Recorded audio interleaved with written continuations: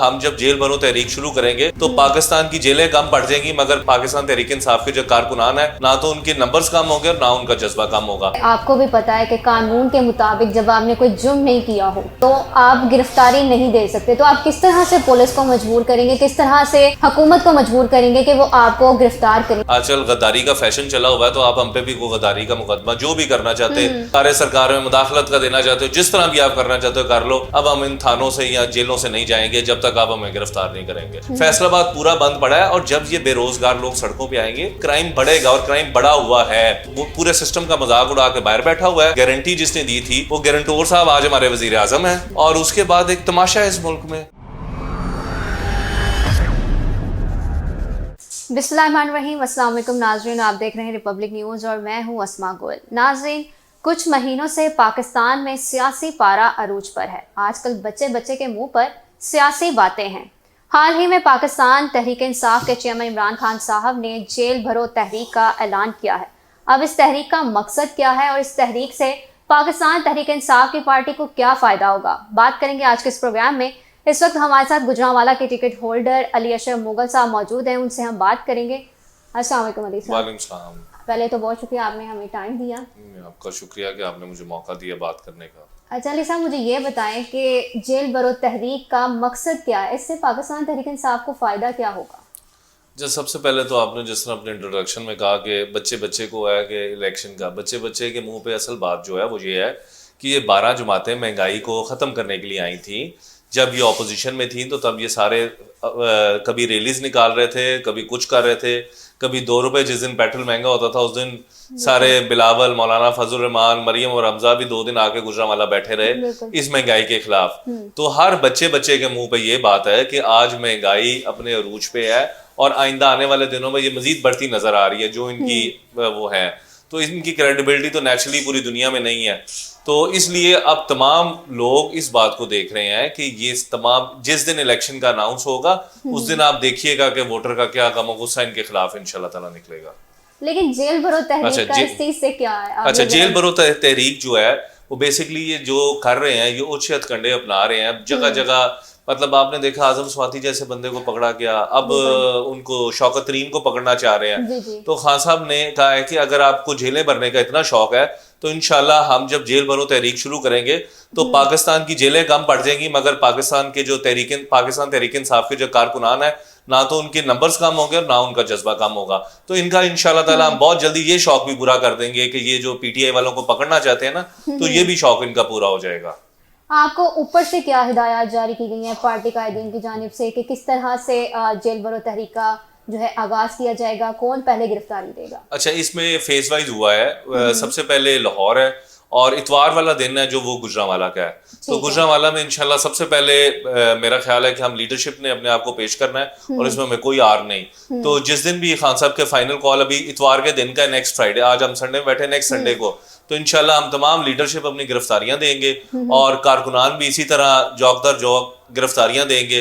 तो इंशाल्लाह ताला उसमें कोई क्लैरिटी है कि जिला वाइज इसको होने जा रही है। अच्छा, तो गुजरांवाला से कितनी रजिस्ट्रेशन हो चुकी है? क्योंकि खान साहब ने कहा कि रजिस्ट्रेशन करवाएं जिसने गिरफ्तारी देनी है, तो कितनी हो चुकी है, कितनी तादाद में वर्कर्स जो हैं गिरफ्तारियां देंगे? अच्छा, इसके हवाले से 2-3 दिन से मीटिंग्स भी जारी हैं। इसमें एक बहुत बड़ा चंक है जो गिरफ्तारी देना चाहता है। तो इसमें हम सिर्फ लीडरशिप की इसमें क्लैरिटी देख रहे हैं कि पहले तो हम सारे जितने मेन स्टेक होल्डर्स हैं हम तो तैयार हैं। इसके साथ साथ हम इसमें देख रहे हैं कि कुछ जो नौजवान है, कारकुनान है, उनको भी रजिस्टर कर रहे हैं, अपने पास डाटा इकट्ठा कर रहे हैं यूनियन काउंसिल वाइज।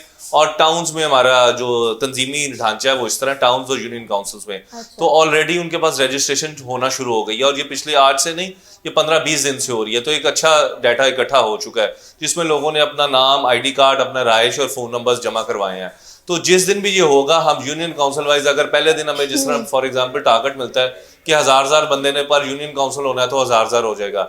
जैसे जैसे हमें टारगेट मिलता जाएगा इसी तरह जेल भरो तहरीक इंशाल्लाह चलती रहेगी। अली अशरफ मुगल साहब, जिस तरह से आपको भी पता है कि कानून के मुताबिक जब आपने कोई जुर्म नहीं किया हो तो आप गिरफ्तारी नहीं दे सकते, तो आप किस तरह से पुलिस को मजबूर करेंगे, किस तरह से हुकूमत को मजबूर करेंगे कि वो आपको गिरफ्तार करें, किस तरह से ये सब होगा? हम जो 25 और 35 रुपए का नान और रोटियां थी ना वो हम इंशाल्लाह गलों में डालेंगे और हम इनके थानों में और पुलिस स्टेशन के सामने जाएंगे। हमें कहेंगे कि जो मुकदमे आज आजकल गद्दारी का फैशन चला हुआ है, तो आप हम पे भी वो गद्दारी का मुकदमा जो भी करना चाहते हैं, कार्य सरकार में मुदाखलत का देना चाहते हो, जिस तरह भी आप करना चाहते हो कर लो। अब हम इन थानों से या जेलों से नहीं जाएंगे जब तक आप हमें गिरफ्तार नहीं करेंगे। तो इंशाल्लाह वो तमाम अरबे टाइम के साथ साथ अनफोल्ड होते जाएंगे और इंशाल्लाह आप देखेंगे कि ये जेलें और थाने इनके लिए पाकिस्तान तहरीक इंसाफ के कारकुनान के लिए कम पड़ जाएंगे। मुखालिफ पार्टीज की जानिब से ये कहा जा रहा है, जिस तरह से अता तारण साहब ने भी आज ट्वीट किया, उन्होंने कहा कि ये जेल भरो तहरीक जो ऐलान किया गया है इससे मुल्क में इंतशार फैलेगा। जिस तरह पहले भी कहा है कि रैलियाँ निकलती हैं, ये लॉन्ग मार्च होगा, इंतशार फैलेगा, लोग मरेंगे, इस तरह से इस बारे में क्या कहेंगे? अच्छा, पहले मुल्क में इंतशार नहीं है, आज जो हो रहा है, जो मेरा ख्याल है कि आप नंबर्स लें, स्टेटिस्टिक्स लें, मेरा ख्याल है कि इतना क्राइम का ग्राफ पिछले 5 साल में कभी हाई नहीं गया जितना ग्राफ अब आया गया है। तो पहले इंतशार है इस मुल्क में। आपको ये नहीं पता कि सुबह आपने उठना है, आप कारोबारी तबके से तो पूछे जाके, आप जिसके घर पे गैस का बिल 200-300 रुपए आता था, आज उसके घर भी 1500-1600 रुपए आ रहा है। बिजली का बिल आ रहा है तो उसके घर का बिजली का बिल, जिसके घर पे कुछ शायद एक लाइट या चल रही होगी तो वो या कुछ एक आधे बल्ब के साथ उनके बिल का होशरुबा इजाफा हो गया। मतलब कौन सी बात आप कर रहे हैं, मतलब ऑयल प्राइसेस की, शुगर प्राइसेस की। तो इंतशार तो ऑलरेडी इन्होंने फैलाया हुआ है, तो जो इनका शौक है इंतशार फैलाने का वो इंशाल्लाह हम दूर कर देंगे। हम सिर्फ और सिर्फ ये चाहते हैं, हमारा कोई नाजायज मुतालबा नहीं है, एक आईनी कॉन्स्टिट्यूशनल हमारा राइट है कि जब भी हुकूमत डिसॉल्व हो किसी भी सूबे में, हम तो कह नहीं रहे। अगर वो कहते हैं कि जी पहले इन्होंने कहते थे टीवी पे आ गई, मतलब क्या उसकी बात है कि जी आप असम्बलियां तोड़ दें, आप शौक पूरा कर रहे हैं। जब असम्बलियां तोड़ी गई तो उसके बाद 90 डेज में इलेक्शन होना चाहिए। अब ये किसी तरह छुप रहे हैं, मतलब इलेक्शन से बचने के लिए इतने पॉपुलर है तो they should go in public, मतलब लेट द वोटर डिसाइड वो किसको देना चाहता है। हम तो नहीं कह रहे कि वोटर ने हमें देना है, हो सकता है कि वोटर इनको दे दे, मगर वोटर भी समझता है कि हम इतने पागल नहीं कि हम जिन्होंने इस मुल्क का ये हाल किया। आज IMF अगर पाकिस्तान में बात करना चाहता है तो वो कहता है इमरान खान से हम बात करना चाहते हैं। अगर इंटरनेशनल डोनर एजेंसीज हैं वो कह रही हैं कि हम पाकिस्तान में बात करेंगे तो इमरान खान से करेंगे। आज सेहत कार्ड को बंद किया जा रहा है, क्यों बंद कर रहे हैं? मतलब ये it is a total collapse and total catastrophe. और इनकी जो लीडरशिप है उनके आपने बयानात नहीं देखे।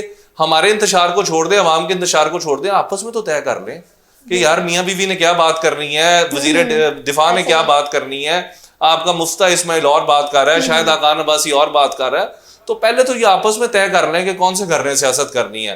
तो इंशाल्लाह जब भी इलेक्शन होगा अवाम इनकी मरूसी सियासत को बुरी तरह शिकस्त देगी।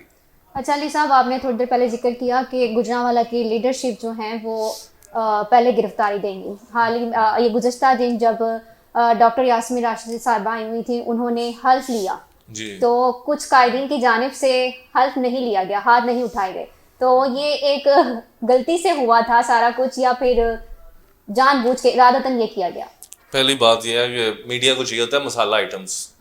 तो मीडिया पे तो ये भी आया कि 100 बंदे भी नहीं आप लोग इकट्ठे कर सके। नहीं, 100 बंदे को बुलाया नहीं था हमने, तो ओहदेदारान को बुलाया था। मैं वही बता रहा हूँ, ठीक है आपने कहा, हमने तो बुलाई ओहदेदारान को था और सिर्फ ओहदेदारान ने हल्फ लेना था। इसके अलावा को पब्लिक को हम हल्फ लेने नहीं निकले थे। अच्छा। और जो दूसरा आप एक शख्स की बात कर रही हैं, अगर उसका और कैमरा एंगल मैं आपको वीडियो भिजवा दूंगा, आगे उनके कुछ साहब खड़े थे और उन्होंने हाथ को बहुत हवा में नहीं, उनका नीचे हाथ ऊपर था। अच्छा। तो इसलिए वो एक मीडिया की खबर थी, वो ठीक है, अच्छा आपके लिए एक अच्छा शुगल था, आपने 2 दिन लगाया। बहरहाल वो सारे लोग रात को भी जमान पर ड्यूटी दे रहे हैं जिनका आप जिक्र कर रहे हैं, हर तरह वो आ गए हैं। इसलिए मेरा ख्याल है कि ये हल्फ खान साहब की तरफ से दूसरी दफा है। तो हम सारे हर तरह तैयार हैं, जिस वक्त भी कॉल आएगी इंशाल्लाह हम लबैक कहेंगे। गुजरांवाला के कारकुन आपके मुताबिक सारे तैयार हैं? बिल्कुल इंशाल्लाह ताला। अच्छा अली अशरफ साहब, जिस तरह से अभी मईशत का पहिया चल रहा है, बिल्कुल पाकिस्तान की मईशत जो है वो बिल्कुल डाउन हो चुकी है।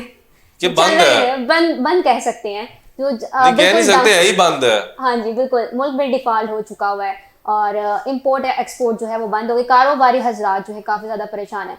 PTI जो है काफी लोगों की उम्मीद है। आपको क्या लगता है कि अगर पाकिस्तान तहरीक इंसाफ की पार्टी इक़्तिदार में आती है तो ये सारा कुछ बहाल हो सकेगा, ये सब कुछ नॉर्मलाइज जो है वो हो सकेगा?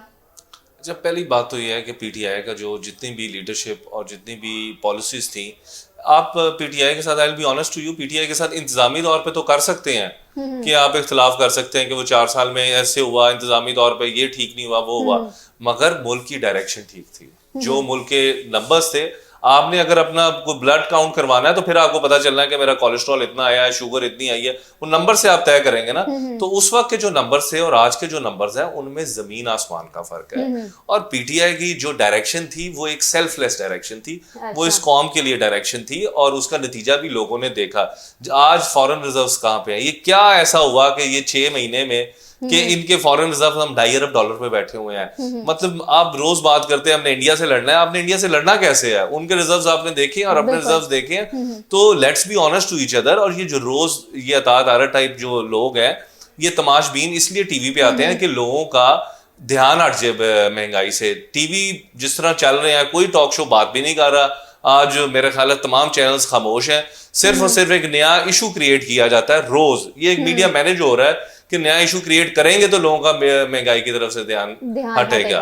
तो इसलिए माशियत तो बिल्कुल नहीं चल रही है। आप बात करें 15 दिन पहले कि आप किसी चीज की प्राइसेस ले लें, प्लास्टिक की प्राइसेस ले लें, कॉपर की प्राइसेस ले लें, स्टील प्राइसेस ले लें, सरिये की कीमत ले लें, सीमेंट ले लें, तो आपकी जो सबसे बड़ी इंडस्ट्रीज हैं वही बंद होने जा रही हैं, हो चुकी हैं। फैसलाबाद पूरा बंद पड़ा है। और जब ये बेरोजगार लोग सड़कों पे आएंगे, जैसे मैं आपको पहले कह रहा था कि क्राइम बढ़ेगा और क्राइम बढ़ा हुआ है, तो इसी वजह से, क्योंकि डायरेक्शन कोई नहीं है। डायरेक्शन इनकी क्या है कि हमने 12 जमातों ने इकट्ठे होकर अपनी करप्शन को बचाना है और अपने बच्चों को भी बचाना है और केसेस को बचाना है, वो कर रहे हैं। बट आई रेस्ट अश्योर्ड इंशाल्लाह ताला जल्द हमारी हुकूमत 2-3 महीने बाद जब भी इंशाल्लाह टर्म आएगी तो ये सारा कुछ रिवर्स होगा जो नैब में भी इन्होंने तरमीम की है।